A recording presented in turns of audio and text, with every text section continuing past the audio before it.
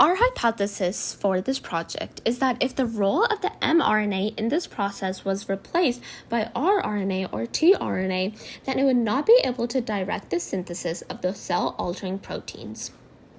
Replacing the mRNA with the rRNA would cause the process of the cell cycle to not be completed properly.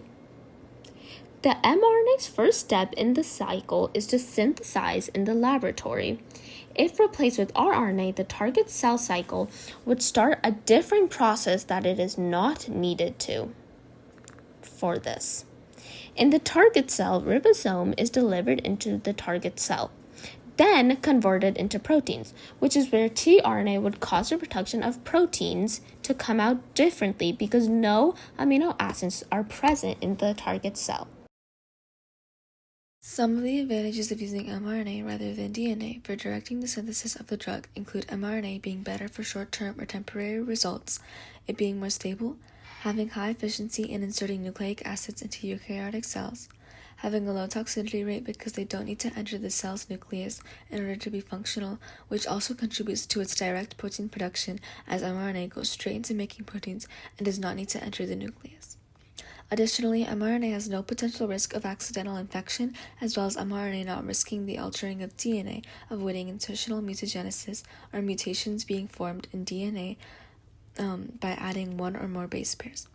And finally, mRNA works with the cell system, meaning that it fits into the cell's normal processes, making it safer and more efficient. Companies are investing in mRNA drugs because it has proved to be a great platform for vaccine development. And it allows our own cells to produce proteins that result in an immune response that helps protect us from diseases. The clinical translation of mRNA therapeutics has been made possible through advances in the design of mRNA manufacturing and intracellular delivery methods.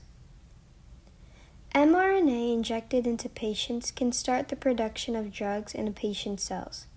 They compensate for defective genes and proteins and transform protein drugs into mRNA platforms and can be used to treat a wide range of diseases.